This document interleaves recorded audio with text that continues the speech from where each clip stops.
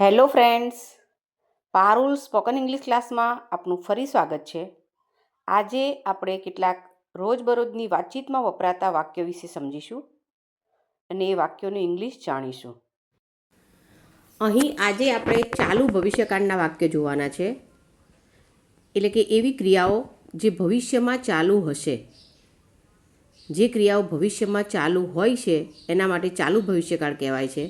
તો આજે આપણે બધા જ વાક્યો એ ટાઈપના જોવાના છે. તો ચાલો જોઈએ. જેવા કે હું પુસ્તક વાંચી રહ્યો હોઈશ. I will be reading a book. I will be reading a book એટલે કે ભવિષ્યમાં એ સમયે હું પુસ્તક વાંચી રહ્યો હશું. તે ટીવી જોઈ રહ્યો હશે. She will be watching TV. તેઓ ફૂટબોલ રમતા હશે. They will be playing football. તે તેની પરીક્ષા માટે અભ્યાસ કરી રહ્યા હશે. He will be studying for his exam.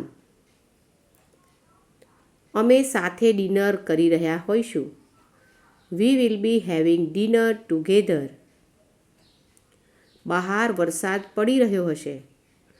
It will be raining outside. બાળકો જોર જોરથી હસતા હશે. The kids will be laughing loudly. તે રસોડામાં રાત્રિ ભોજન રાંધી રહી હશે. She will be cooking dinner in the kitchen. તે તેના કોમ્પ્યુટર પર કામ કરતો હશે. He will be working on his computer. તેઓ પ્રોજેક્ટ અંગે ચર્ચા કરતા હશે. They will be discussing the project. અમે સંગીત સાંભળી રહ્યા હોઈશું. We will be listening to music. બિલાડી પલંગ પર સૂતી હશે. The cat will be sleeping on the couch. હું એક રિપોર્ટ લખી રહ્યો હોઈશ. I will be typing a report. તે લિવિંગ રૂમમાં ડાન્સ કરી રહી હશે. She will be dancing in the living room. તેઓ આવતા અઠવાડિયે પેરિસ જઈ રહ્યા હશે. They will be traveling to Paris next week.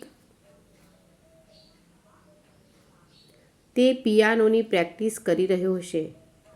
He will be practicing the piano. અમે બસની રાહ જોઈ રહ્યા હોઈશું. We will be waiting for the bus. ભારે હિમવર્ષા થઈ રહી હશે. It will be snowing heavily. તેણી ફોન પર વાત કરી રહી હશે. She will be talking on the phone. તેઓ અંગ્રેજી વ્યાકરણનો અભ્યાસ કરી રહ્યા હશે. They will be studying English grammar. હું સ્ટોર પર ચાલીને જતો હોઈશ. I will be walking to the store. તે સ્નાન કરી રહ્યો હશે. He will be taking a shower. અમે ઘરની સફાઈ કરી રહ્યા હોઈશું. We will be cleaning the house. બહાર અંધારું થઈ રહ્યું હશે. It will be getting dark outside. તેણી તેના કૂતરા સાથે રમી રહી હશે. She will be playing with her dog. તેઓ પૂલમાં સ્વિમિંગ કરી રહ્યા હશે. They will be swimming in the pool. તે પાર્કમાં તેની બાઇક ચલાવી રહ્યો હશે.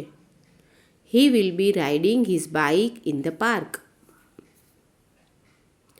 અમે સાથે રાત્રિ ભોજન રાંધી રહ્યા હોઈશું. We will be cooking dinner together. તેણી ચિત્ર દોરી રહી હશે. She will be painting a picture.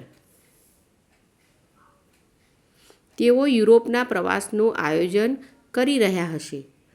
They will be planning a trip to Europe. હું મીટિંગમાં હાજરી આપી રહ્યો હોઈશ.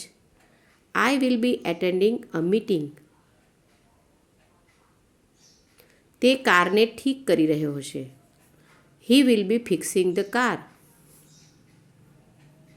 અમે પાર્ટીની મજા માણી રહ્યા હોઈશું. We will be enjoying the party. તે કરિયાણાની ખરીદી કરી રહી હશે. She will be shopping for groceries. તેઓ ઘરે મૂવી જોઈ રહ્યા હશે.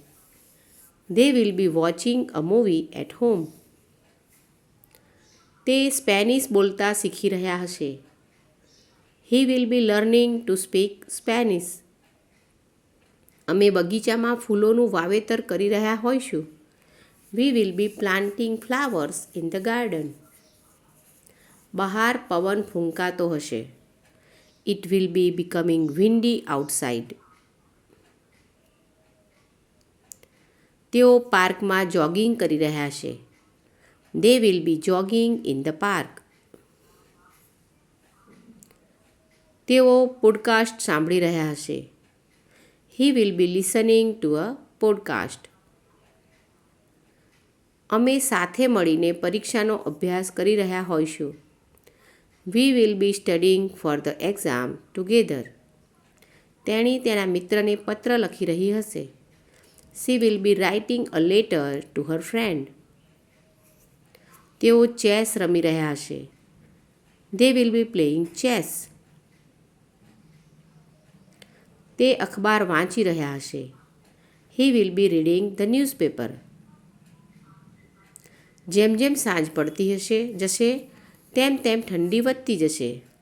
It will be getting colder as the evening progress. Now next time. Thank you.